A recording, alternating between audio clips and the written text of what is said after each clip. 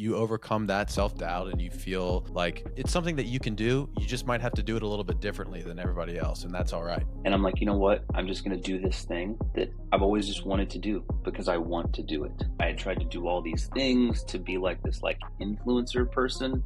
And then I was just like, okay, this. Welcome to the show. Thank you for taking part in this immersive listening experience. A meaningful existence is a moving target that, no matter how close, will always be out of reach. We hope this message finds you with an outstretched hand. As we attempt to uncover complex truths, remember, life's toughest questions can be answered if we all just focus on one thing: being good people. Hello, everybody. Welcome to Good People, episode 41. Today, I was joined by Ryan Renteria. He is a husband, father, physics student, and covered in cool tattoos. In today's episode, I talked to Ryan about all of the tattoos that he has, his decision to go back to school and study physics, the importance of keeping your life simple, and the benefits of building a personal brand. If you are watching on YouTube, please like, comment, and subscribe, and turn on our notifications so you don't miss our weekly uploads. Any interaction that you have with our channel really does help us out a ton, and we appreciate it and you. Enjoy the show. Well, Ryan, great to meet you, man. Welcome to the show. Thanks for agreeing to do this. Of course. Yeah. Did I really have a choice? No, I'm just kidding. It's great. It's great to do a podcast. I've never done one before. So this is a first time thing for me. So glad to be here. Cool. I'm glad that we could be your first time. So, but give us a quick, 180-second rundown of who you are, all the things you're interested in, what has led you to having this conversation with me digitally right now. Yes. Well, honestly, I'm a pretty simple guy. I like good food. I like good weather. I like hanging out with my family. I was raised in Texas, in a small rural town I was born in Baytown, but then raised in Montgomery. And it's just a small town that no one's ever heard of. And every year we would go on family vacations to Newport Beach, California. That's where my dad's from, and that's where my grandma lives. And even at a young age, I always knew that I would be out here in California one day. So after my wife and I got married, we moved out to Carlsbad, close to the beach, and we love it. We haven't left since, and we still live in the same small house as our family has just gotten larger. So we've had to make things work. I like, nice walks on the beach. I like good coffee, good weather, good food, and science. That's me. Yeah. Cool. And working out occasionally, like every day. Yeah. Yeah, that's cool, man. And I something that I always have felt is I'm a huge beach guy myself, but I'm also a huge mountain guy. And Yes. That's literally one of the main reasons why I wish I could live a second life, is because you can't pick both, unfortunately. And I'm going to pick the mountains and over the beach, but I wish I could live another life where I got to live near a beach. Right. Yeah. It's a tough choice. My kids would, and they tell me this all the time. They're like, Dad, can we live in the mountains?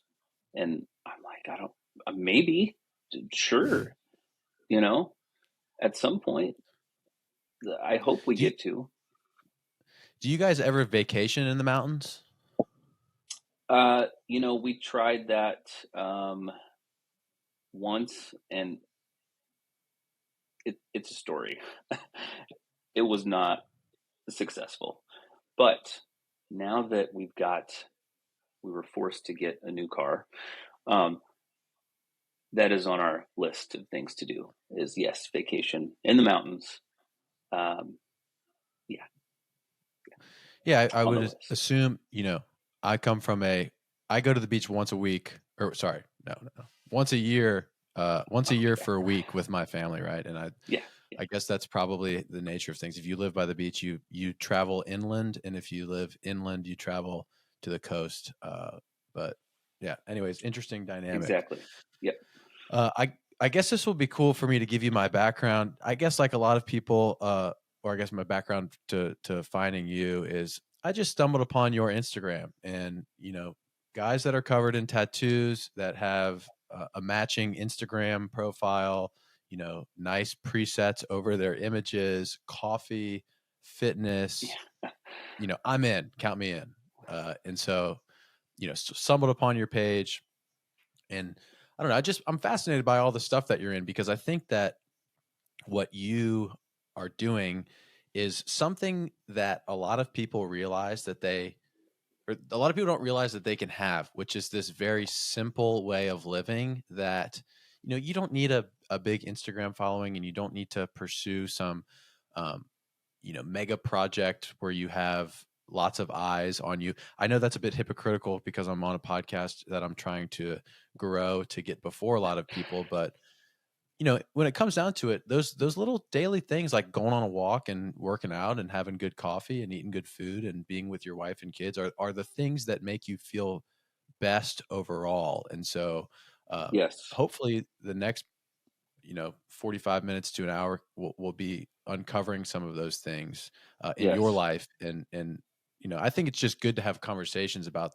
that, and to talk about the importance of those things. Yeah. I couldn't have said it better, honestly. I mean, I kind of wish I would have had that written down so I could have said that. No, it's great. It's great. That perfectly kind of sums up who I am. I like to keep things simple. I am very precise and structured and organized, but you know, I wear the same couple shirts every day. I eat the same meals every day. And while a lot of people see that as boring, having the same habits every day, um, those help me grow as a person and help me spend more time with my family. And and yeah, it's good. I'm not going to ruin what you said.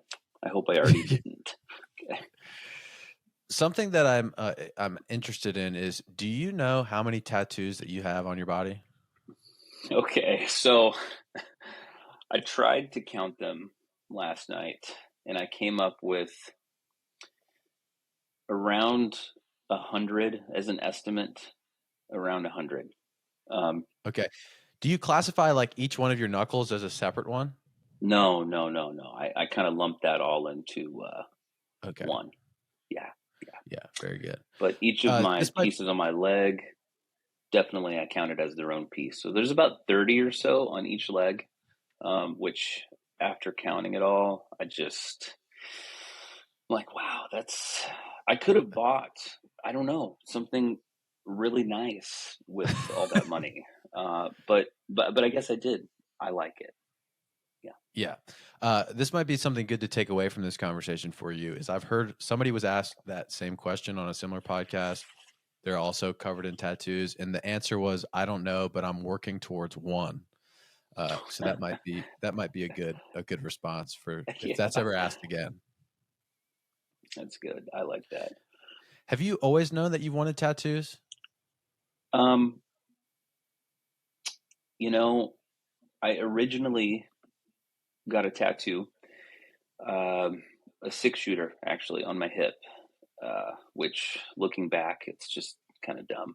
But uh, but I don't know why I came up with this idea, but I remember I was like, what if it was on my hip and it looked like it was coming out of my pants when I had my shirt off? And so even saying that out loud, I'm like, wow, that's dumb. It's just one of the many dumb ideas that I've had. But I got that first tattoo because my mom told me, and this was in like 2009. My mom told me, you're not allowed to get any tattoos while you're living at home. So I, of course, went and got a tattoo that weekend. Uh, and my mom hated me for a little bit. But as I started getting more, I it becomes like a weird kind of addiction thing. But I always was like, okay, I only want a half sleeve because I don't want any visible tattoos. That was always like my thing. And then look at me now. Now you have 3 on your neck and 1 on the side of your face, and Right. Yeah. Actually, I have well, two. One here okay, and one here. yeah. I have a kind of a similar story where it starts small. I was talking to a client of mine. I'm a fitness coach, and I was talking to she's not a client of Oh, mine. She's cool. a coach at the gym, and she was telling me that her son is planning on getting his first tattoo on his thigh, and I was like, here's 2 pieces of advice that I'm going to give you, and I want you to pass along to him when you get your first tattoo. The first one is you need to have a conversation with your artist about what are your long-term plans, because that's something that I never had, and I wish that when I went and got my first one, the guy was like, "What do you plan on doing?" And if I said I wanted to get a lot, which I do, Right. I probably wouldn't have done the thing that I did. Not that Right. it's bad, but it just, it was hard to sort of work around. And the other piece of advice is, and I looked at her and I was like, "You're not going to like this," but the tattoo artist is going to look at her son and say, "I think we should do this bigger," and just agree with him and do it Yep. bigger, do it bigger, Exactly. Yeah. because you're going to say, "Okay, let's do it bigger," and then after you get it, a couple months are going to go by, and you're like, "Man, I should have gone even bigger than that." Yeah. Because once you get it, it's kind of like a freckle. It's just there, and you don't even think about it, and you're going to want it to be bigger. Yeah.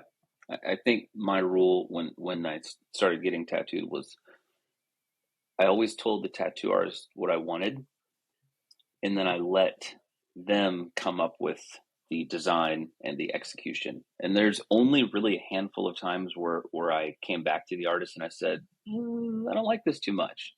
Um, Mm, but other than that, I everything I've done is from the artist, you know, yeah.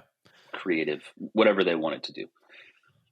Yeah, I think it takes a little while to get there because I remember when I started, everything was like, I want it to be like this, I want it to be like this, Yeah. and now that I have at least a reasonable amount, I've got my chest in a half sleeve, and I just got a big chunk of Whew. my forearm done a couple weeks ago, um, and it's a bobcat that's on fire, Yeah. and I sent the guy a bunch of stuff that I wanted it to be like, and you're right. I went in and he was like, "Hey man, what do you think about this?" And it was like 3 times bigger than I thought it was going to Right. be.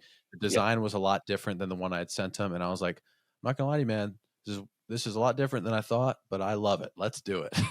That's exactly what happened with the wolf that I have here on my arm. I don't know. I guess I just imagined it as this small thing. And when he drew the stencil, I'm like, dude, let me check my wallet. Do I have money for this? So, um, yeah, it's interesting. It's fun. I haven't Yeah. gotten tattooed in a while, and I kind of miss it. So, Are there any spots that you feel like? I mean, you're pretty full. Are there any spots that you have left that you want to get done? um, there's a couple spots on my legs where I could squeeze a small, a couple pieces here and there. Um, I have a couple spots on my chest, just like tiny, tiny little spots. But really, no. I mean, my back tattoo goes like half ass, and I wouldn't go any lower. I didn't even plan on getting part of my ass done, but the artist was like, "Hey, it would look cooler if we just went all the way down, just past the pant line." And I'm like, "Okay." So I had to get mentally prepared to, it's bad down there. So Yeah, I was talking with somebody that I was training about the recent tattoo that I just got, and there was a guy that was in the gym that very similar to you has a whole bunch of tattoos. His whole back is done, this like really big Japanese portrait, and I yeah, could tell that he was sort of listening to us. And as we were talking, and the person was asking me which part of my forearm hurt, and I said, "Oh, like the elbow was a little bad," but and then he came over and he was like, "You guys don't know bad until you get the yeah, right above your asshole tattooed," and we just yeah, started laughing, yeah. I can imagine Yeah, that probably doesn't feel great. yeah, it's pretty terrible. Yeah. Yeah. Let's talk about physics. This is something that I find really fascinating about you. So you are a physics student, that I understand.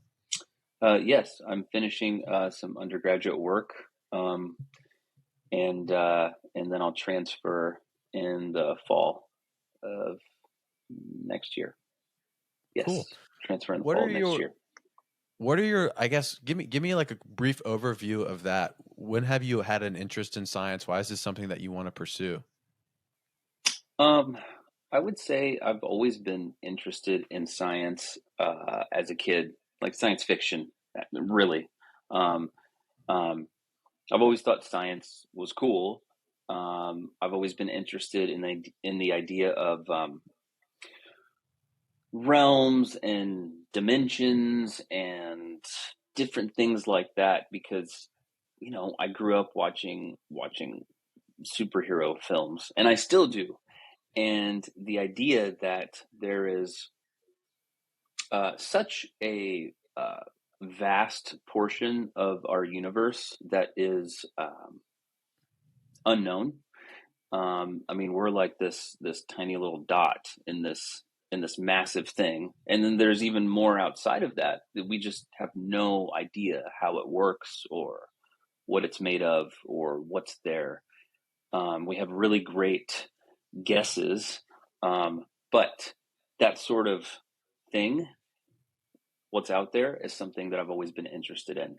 But I never thought I was good enough um, to pursue a degree, I guess. It's really only been in the last 5 years that I have realized that, you know, when it comes to math and the sciences, those are really difficult classes. Um, and I'm in a classroom with people that are mostly like in their 20s. I'm 35, and but it's a good mix of people. But there are some people that when they take organic chemistry, for example, they are like, okay, cool, minimal studying, minimal effort, they get the A, right?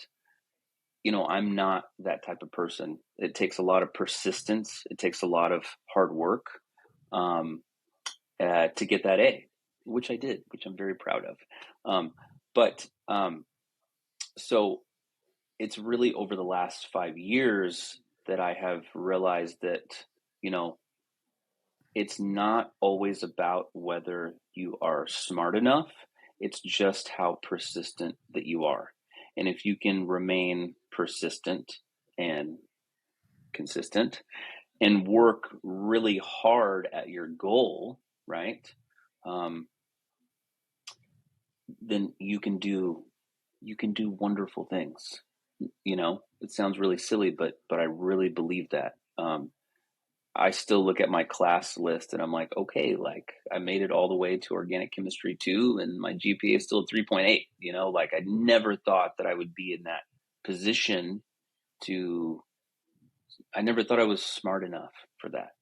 But yeah, I feel like I totally forgot your question. So I'm sorry if I just went on. No, that answered it, and I think that is a cool testament that you are essentially reclaiming a bit of, I guess, your youth in a way, where there's this same Yes. thing that you're super passionate about that for one reason or another you haven't necessarily neglected, but it's been on the back burner because of a inadequacy that you felt. But just like anything, you overcome that self-doubt and you feel like you've realized that it's something that you can do. You just might have to do it a little bit differently than everybody else, and that's all right. Yeah, 100%. And really, the choice to go to school for me was a choice that wasn't based on, okay, how much money is this going to bring me? Because when I worked at Apple, and I did actually web development before on the side as well, I did a lot of things to be like, okay, how can this make me money? What kind of money can I make? What's this going to bring in for me? It was always focused on like, all right, I need to get to this position at Apple so I can like make this amount of money. It was literally just, and then at some point I just hit a wall. I had a midlife crisis, I guess. And I'm like, you know what? I'm just going to do this thing that I've always just wanted to do because I want to do it. And that was kind of the same thing with social media. I had tried to grow my wife's account. I had tried to do all these things to be like this like influencer person. And then I was just like, okay, this. I'm just gonna like create an account and I'm just gonna post like my tattoos because I think they're cool and I like photography. And that's it. And I think that as in life, if you pursue and do the things that you want to do, that you truly want to do, and you do work hard at it, they have a way of working themselves out. Mm.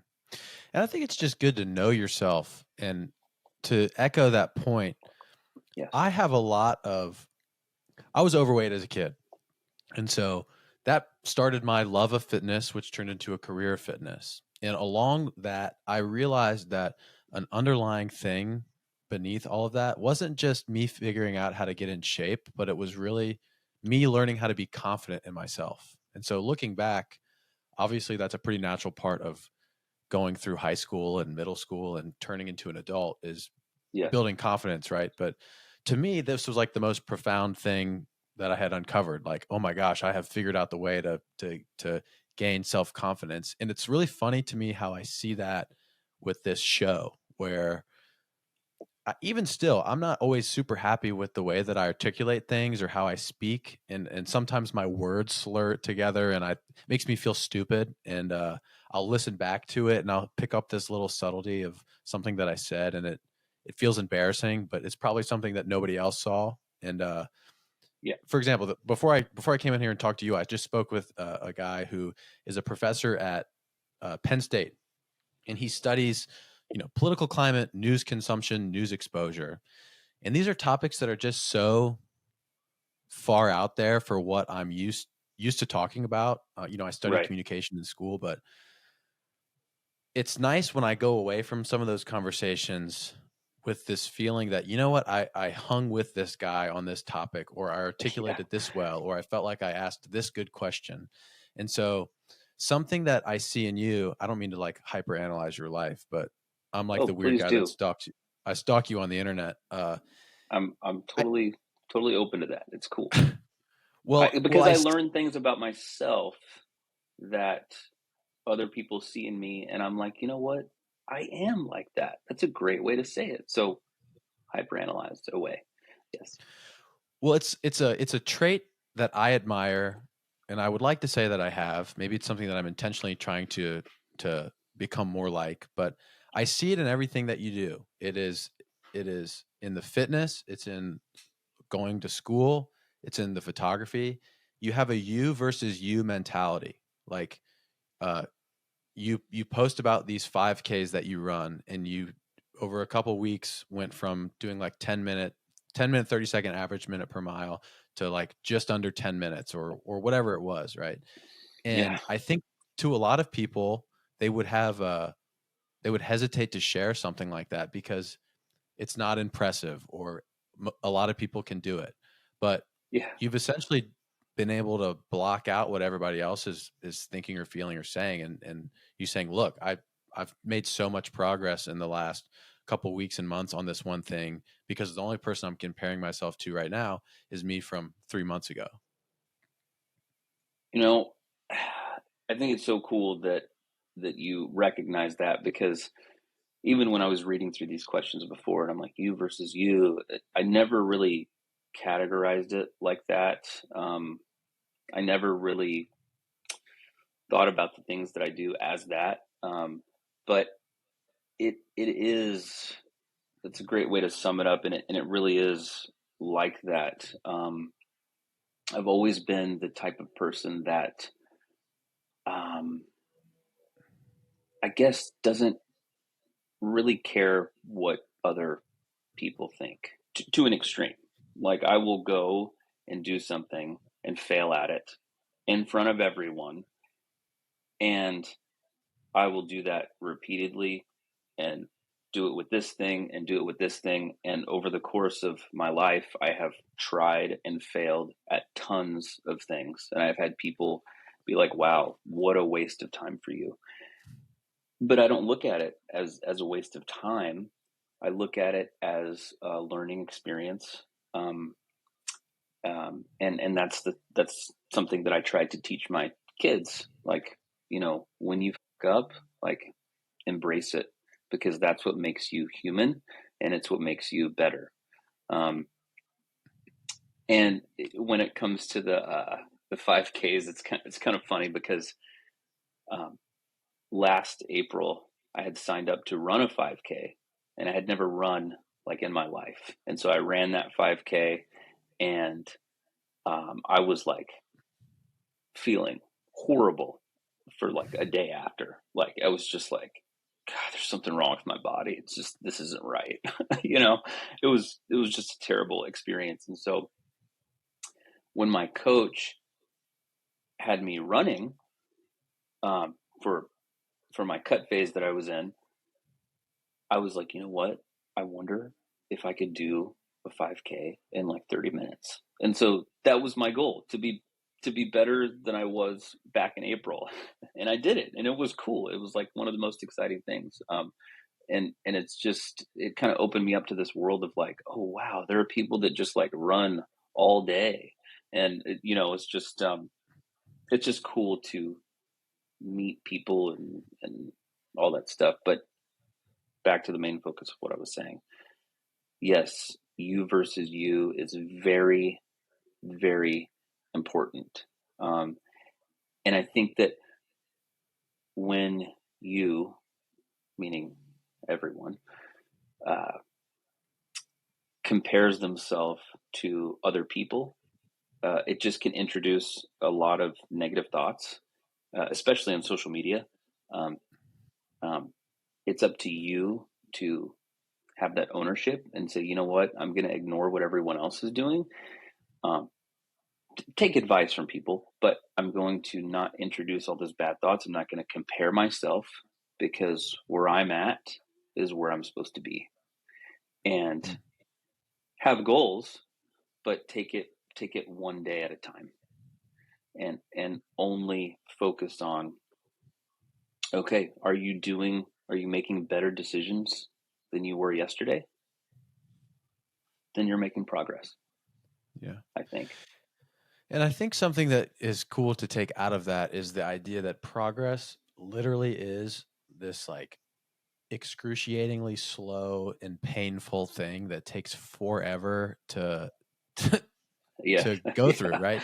And to use running as an example, this is a world that I'm also super invested in. I've done a couple of ultra marathons. I did the most recent one I Wild. did was 100 miles in 2022, at the end of 2022.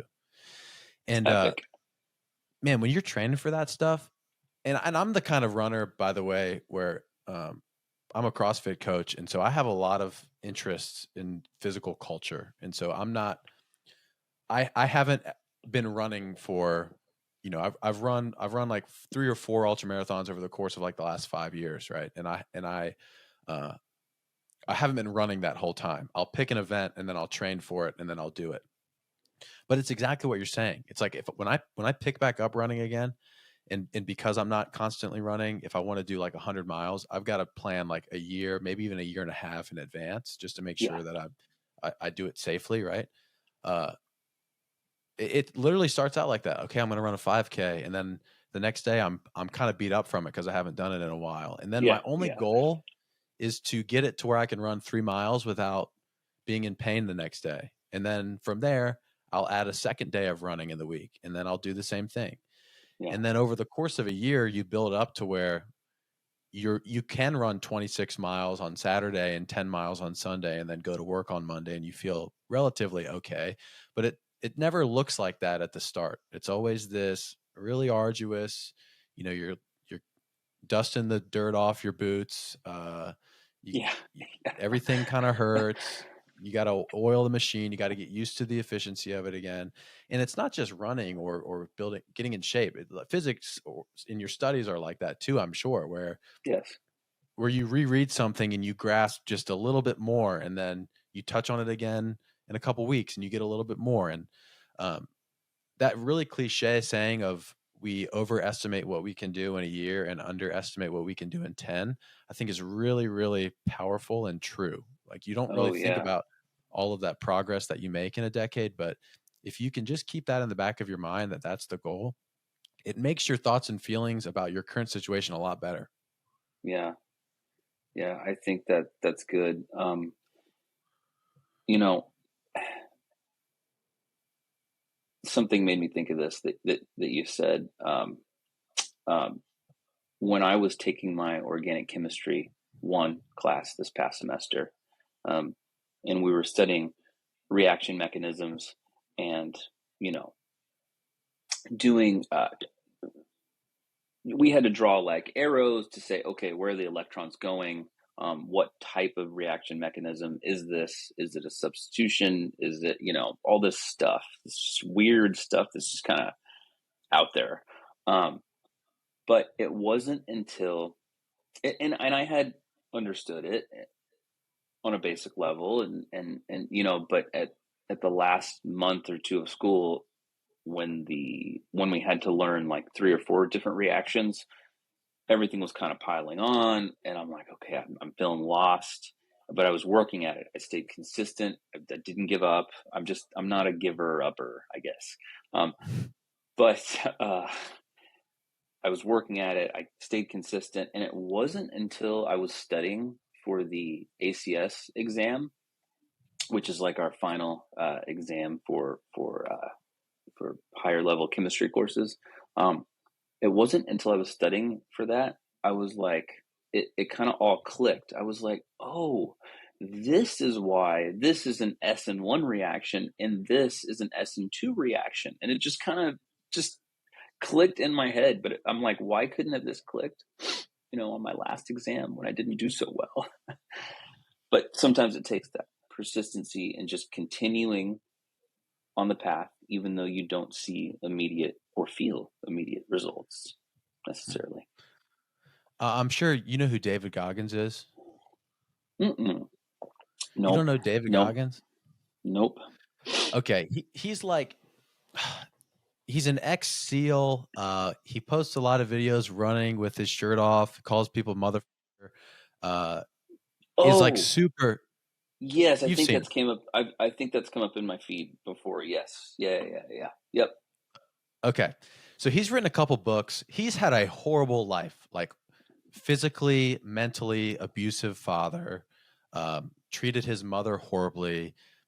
Like literally couldn't read until the age of 16 or 17. Just horrible, horrible life. 300 pounds overweight, loses like 120 pounds in like 3 or 4 months, goes off, becomes a Navy SEAL. He's the only guy that's ever gone through SEAL Hell Week 3 times. He's the only guy who's ever done all three branches, like special operations courses, SEAL training, Ranger School, uh, and whatever the paratrooper thing is, right? Mm-hmm.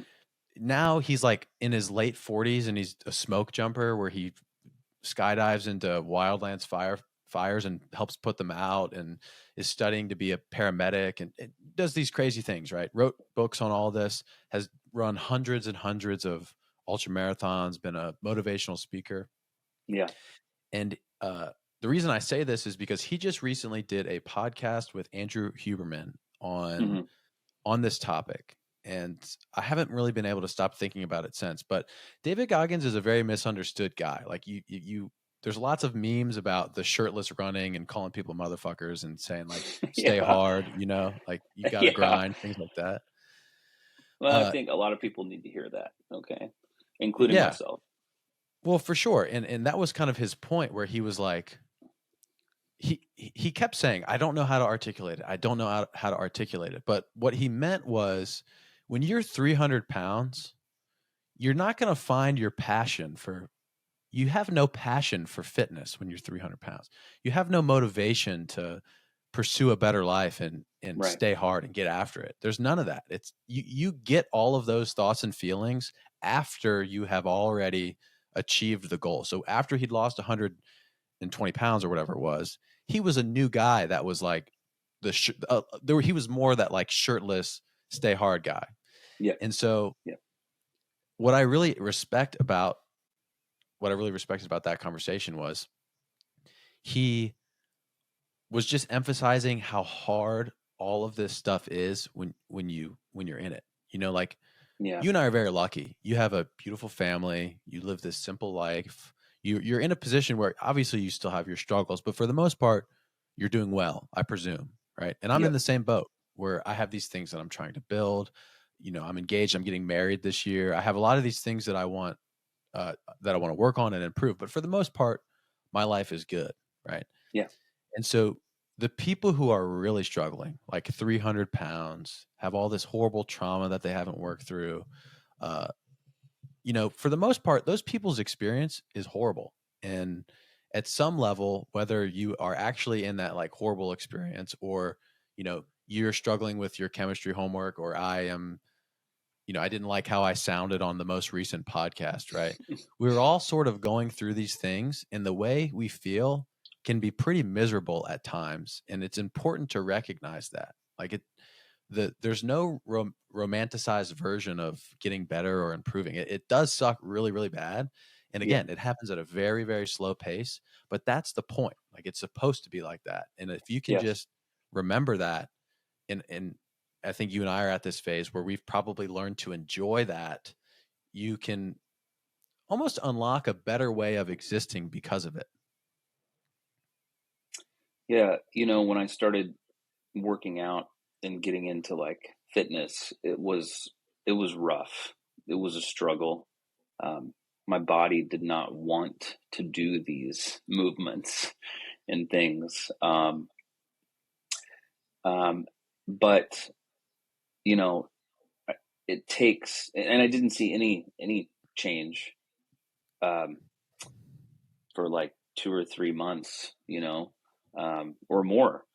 Um, but I think if you push through it and keep going, eventually you'll hit a tipping point. And for me, that was like 6 months in of being consistent every single week. Where now I have to work out. Like I have to. It's just part of my routine. It's like I wouldn't skip my coffee, right? Why would I skip working out? It's just a thing that I do. Um, and so, um, yeah.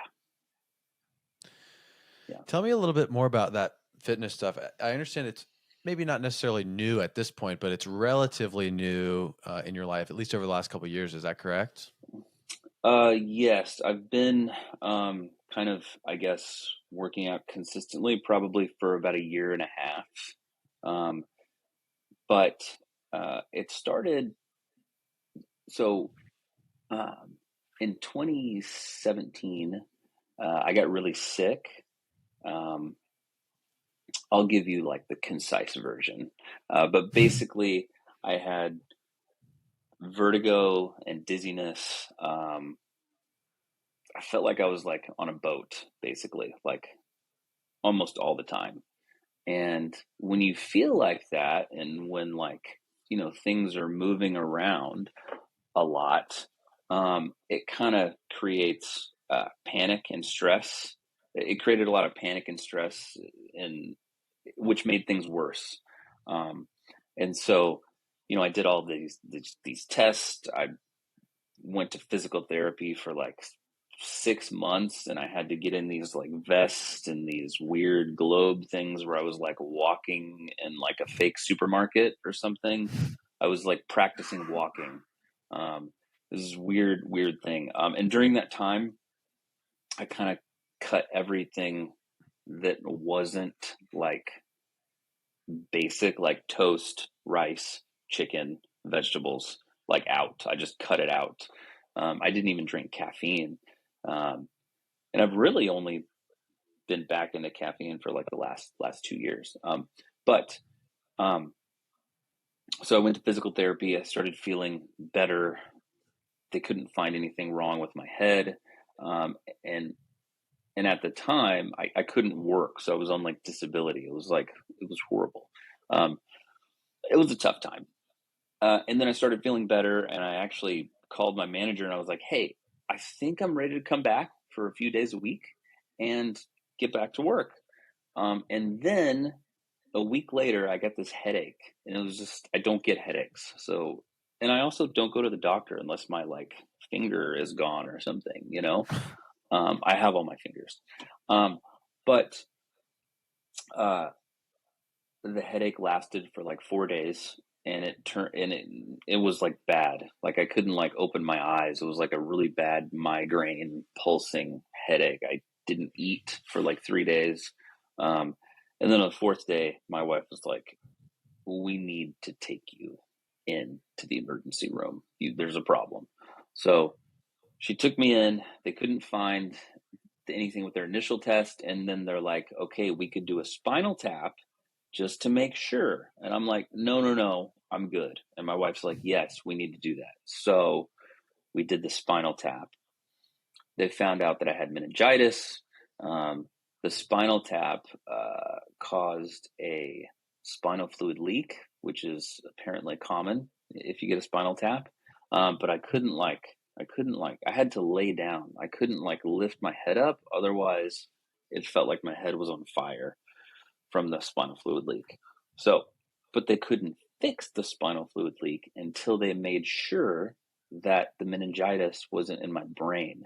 So I was kind of stuck, and it was just miserable. And then they did more tests. They were doing MRIs, and then they found like this bleed inside my brain, a small bleed in my brain, and they're like, "This is a problem."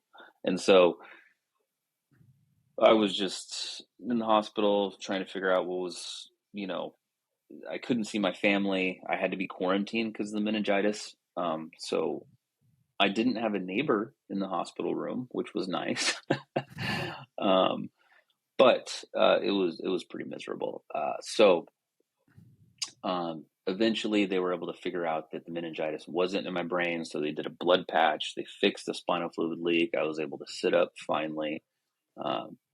It was the first time I've cried in my life from being able to sit up. So it was pretty terrible. So after that whole experience, that's when I started really focusing in on like my body. You always think you're invincible and you're never going to die. And, you always, I think I say you, but really I mean me. I always looked at death and physical problems as something, that happens when I'm like 80 or 90, and then I'll just die shortly after. But after I experienced this, right, it was like right here. It was like right here.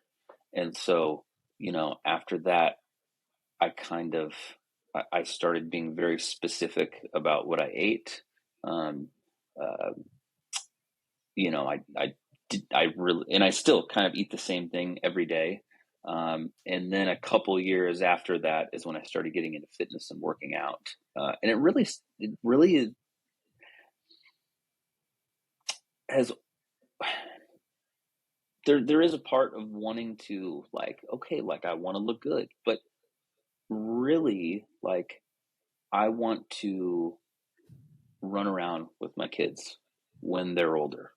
I mean, I have 4 boys. So when they're like 16, I need to be able to kick their ass a little bit,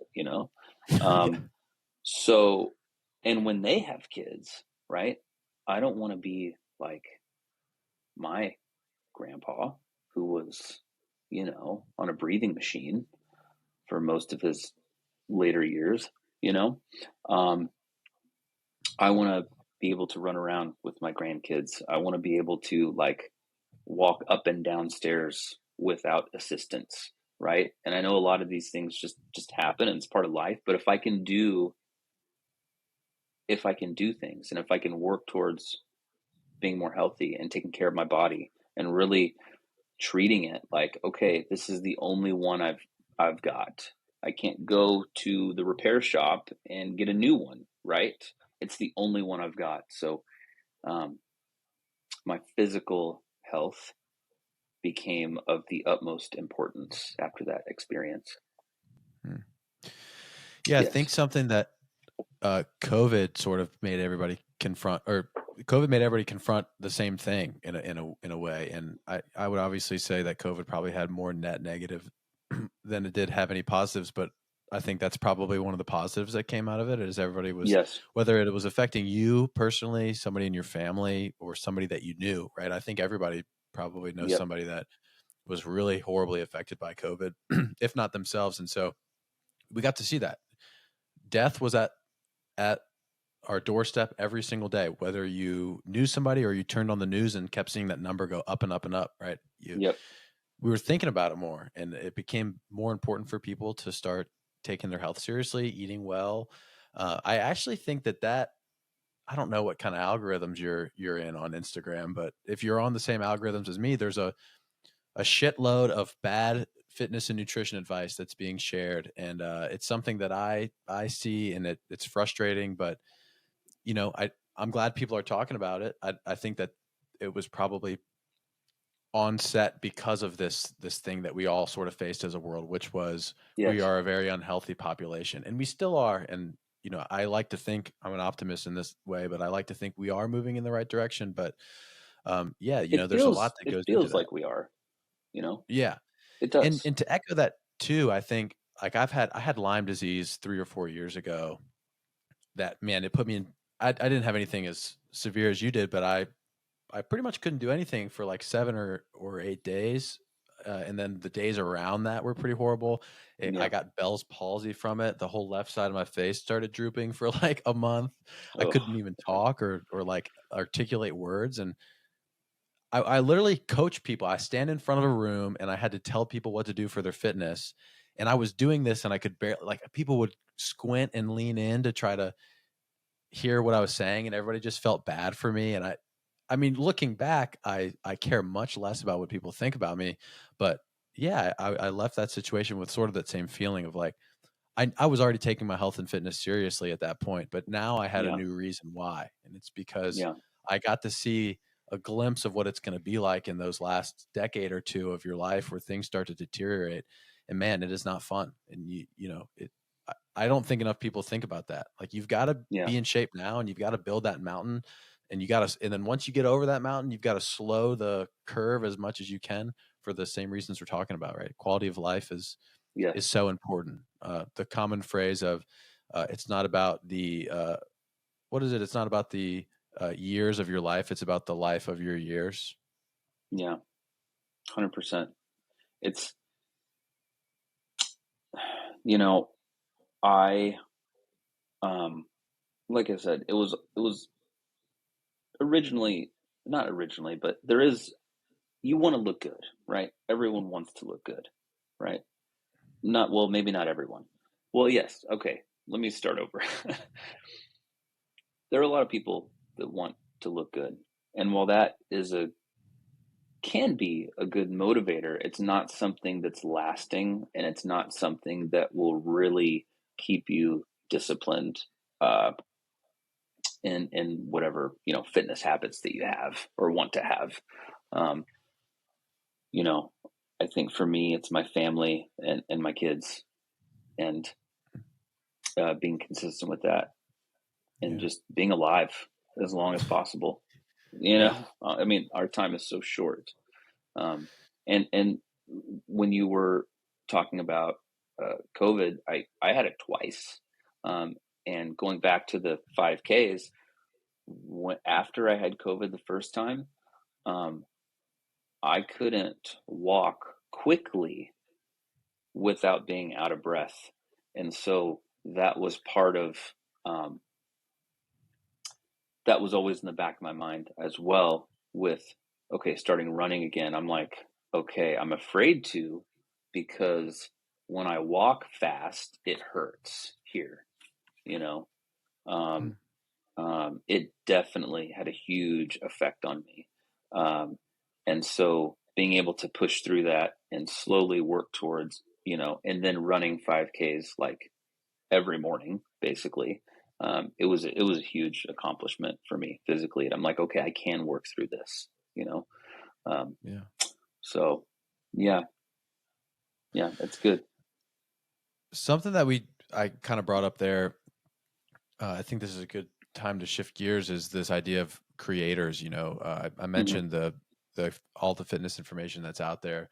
Uh, and there's so much, you can find an Instagram channel about everything. And I'm sure the only reason I'm in the fitness one is because I consume a lot of the fitness content and I am in the world of Yeah. fitness. And so something that I guess is very applicable to you in your situation is, I don't know if you would call yourself an influencer, but you have a pretty successful and a cool, personal brand. I think that is probably a better word to use for it. So I've talked to somebody recently about this on the show, but to me, I don't know if you were ever involved in like the cryptocurrency NFT world. I minted like one NFT, and then afterwards I was like, this is dumb. but Yeah. but it was cool, and I think for people that still do that, I'm always the type of person that's like, hey, whatever you want to do is cool, as long as you're not like hurting anyone. Okay, I'm cool with that. But personally, after I did it one time, I was like, wow, that was just a waste of my life. So Yeah, well, I feel like probably 2 or 3 years ago at this point was when it was getting really big, and then there was this kind of yes. like crash thing that happened when everybody got out and everybody lost money. And I almost feel like we're going through the same thing with content creation on Instagram, where it feels like everybody's flocking to it right now. And I don't know if there's going to be some sort of like crash or whatever, but I don't know. It just feels like it's the popular thing to do, right? There is a lot of value in trying to build this personal brand. You are a good example of that, right? It's a cool little side thing to pursue. And from an outside perspective, again, to touch on all those simple things about your life that we talked about before, it's clear to me that this personal brand is a very small part of what it is that you actually care about. Like if we took it away from you, you'd be like, okay, whatever, who Yeah. cares? But uh, Yeah. I guess my question is, from somebody who's pretty well within this community and world, what is your current opinion on the creator culture that we're seeing right now?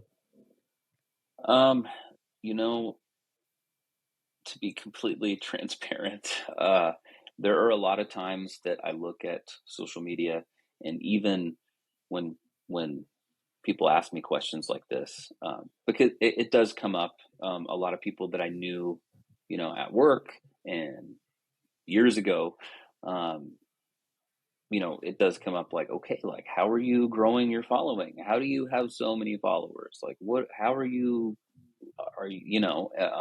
so there are a lot of times and um, where I feel like I'm like too old for this shit. Honestly, sometimes, I don't feel like I'm.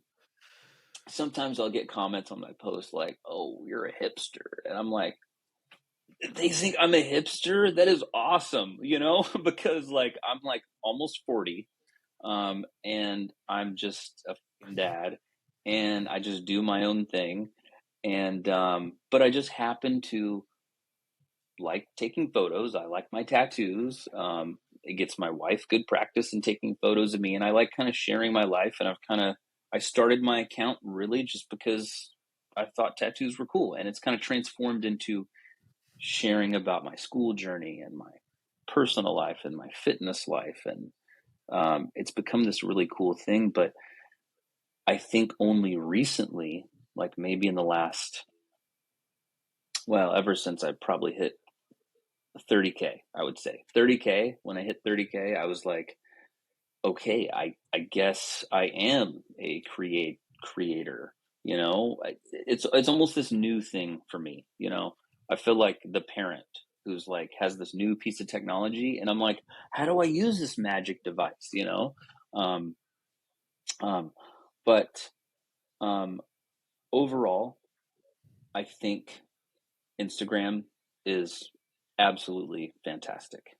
I think it's great. I think it's magical, honestly. I think the ability to get out there in front of thousands of people, show people what you're good at, show people who you are, show people your unique perspective on the world. The ability to just do those things, right, without really having to pay anything but time, is super, super cool. And I have met some amazing people from all over the world. And um, I think that it's worth it. I think that I don't know if I have a good comment or a good answer to like the creator culture, because again, I started my account in 2021, you know, um, and so I'm only a couple years into this. I'm like a baby, I guess. I mean, I had an Instagram account like a long time ago, but it was just like so dumb. Um, but yeah, I think that it's good. You can quote me Well, on that, all right? yeah, we'll leave that one in. Yeah, Instagram is good. I yeah, think what exactly. well, I think what you're getting at is important because again, just to touch on the fact that this thing that you do that people see you from or perhaps know you, or if you're like me and hyperanalyze all the people that you follow on Instagram and try to uncover the the very core of their being without them even knowing that you exist, and then they just reach out to you and try to have you on their podcast. Like Right. it's a journal for you. You you take pictures, you share Yes. things, you have an idea, you articulate it to the best of your ability, you slap it up there. It just so happens that people also like to look at the pictures and to read the thoughts and to listen to your stories and see you drink your coffee. And Yeah. I think that's cool. You're right. It's very cool. Uh to call back that thing where you said as long as you're not hurting anybody, right? It's like it gives this opportunity to get a glimpse into a different way of being, but in a weird way there's also this universality to it of like I do the same things that you do. i make Yes. i make my coffee in my AeroPress, and I like to sit and read and pet my dog at the same Right. time, and you Yeah. know chat with my fiance about her day after work in the evening, right? And so Yeah. uh It what I brings a think togetherness. You know. yeah, absolutely. And I think what sort of the underlying part of this conversation is like the ambiguity of some of the things that we feel like we're going through with our life are actually the very things that we should be striving to do more of, right? Like if you can get out for more walks, or if you can, you know, Instagram for you isn't the main thing. It's just there and you talk to people, and it's another form of socializing and sharing, and it's a source of creativity, and that creativity and creation gives you a bit of an outlet, but it allows you to focus on all the other things that are equally as important in your life, Yes. which is wife, kids, health and fitness routines, studying, etc. Yes. Yeah. Do you think that I use the term personal brand, right? I've had lots of conversations about this in general. Like, obviously, you said personal brand is good, right? But Yeah. do you think it's something that people should purposefully try to grow, or is it just like a one of those things that's like if you want to do it, if not, don't worry about it, right? What are your thoughts on that? I really think, like I said, I'd never expected my account to grow like it has, right? And the engagement that I get on this app it's I still look at it and I'm like, wow, that's weird. My engagement just hasn't stopped. It's just growing. Like my growth hasn't stopped. So, um, I always, I'm like, hey, if I can do it, like anyone can. I'm just a I feel like I'm just a good old boy from Texas sometimes, like I'm just real simple. Um, if I can do it, anyone can. I do think that having a personal brand is important. Um, I think we're entering a phase where, you know, work just looks completely different, it's not like, okay, well, I'm going to the office from 8 to 5. It's now like, all right, well, I got a couple podcasts here, I've got a few podcasts here, lunch in between, and then maybe I'll schedule another one later, or oh, I've got this collaboration to do on Instagram. I got to do like uh, 2 posts, 2 reels this month.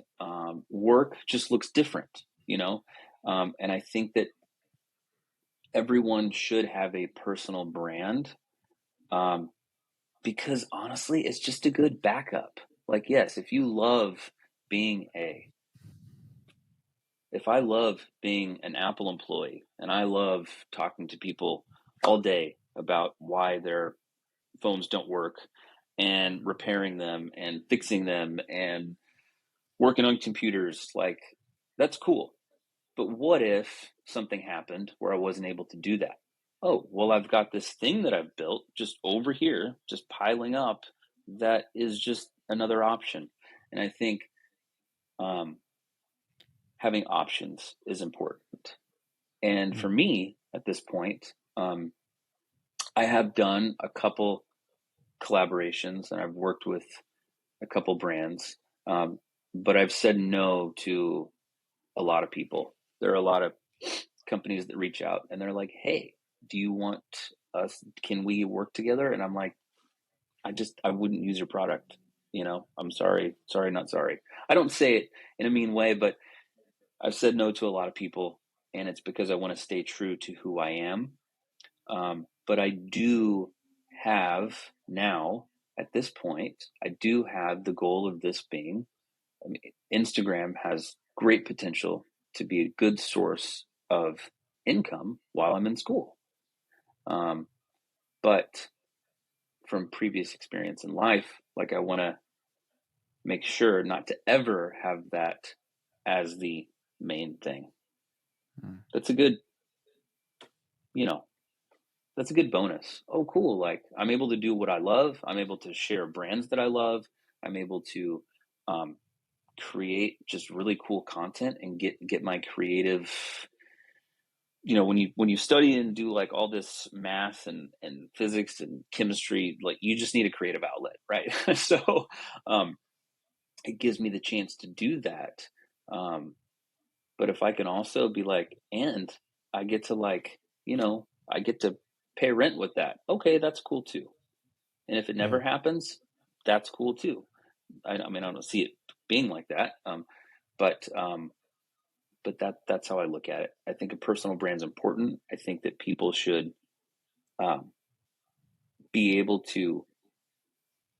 It's a learning experience. Growing a personal brand is a learning experience. It allows you to discover things about yourself that you may have not recognized or known by talking and communicating with people.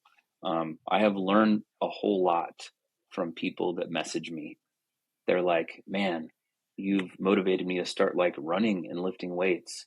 And I'm like, dude, I'm motivating you. Okay, that's cool. I guess I can do this thing. So, yes, personal brand, also good. Yeah.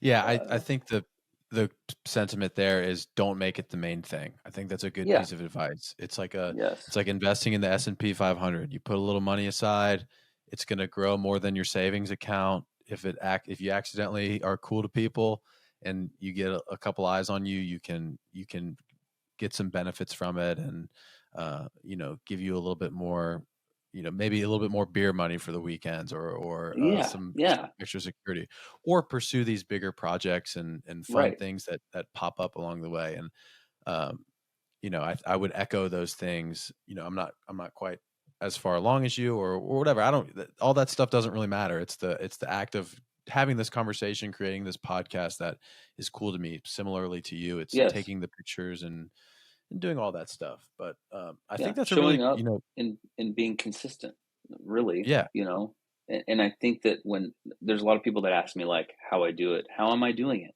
And they want some kind of like trick or hack or like quick thing, but it's not.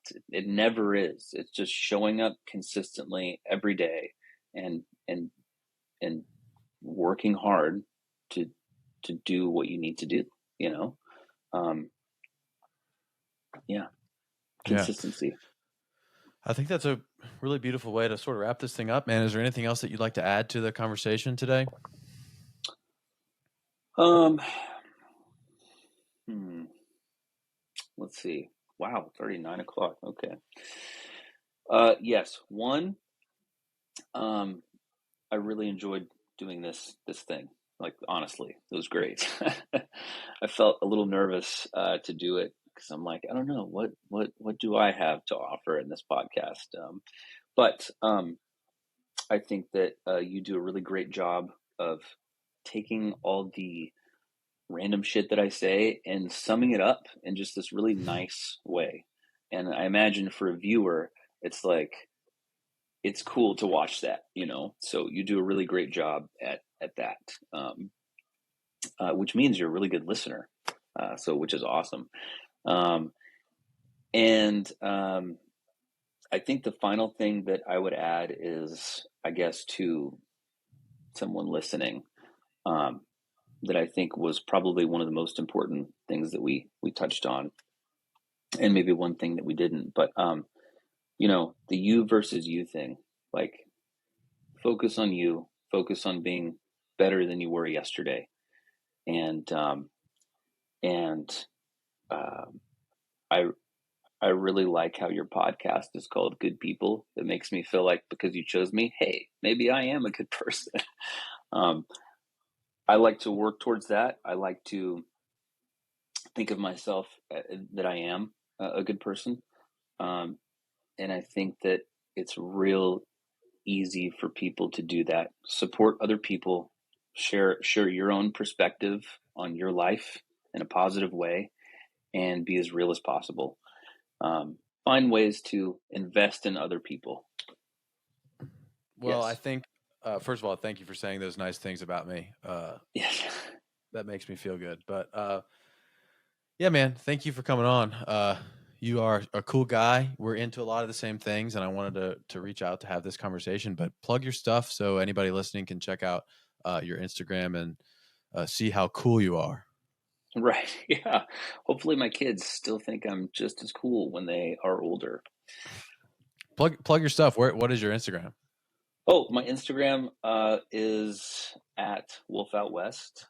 And that's really all I've got as far as social media stuff.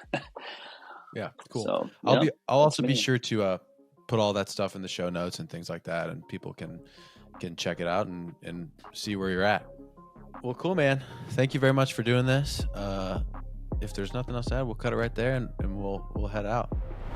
Thank you so much for listening to this week's episode of Good People. If you guys are watching on YouTube, before you head out, please like, comment, and subscribe, and turn on our notifications so you don't miss our weekly uploads. If while you were listening, you enjoyed, please share the episode with someone you love, perhaps your grandma. We'll see you next time.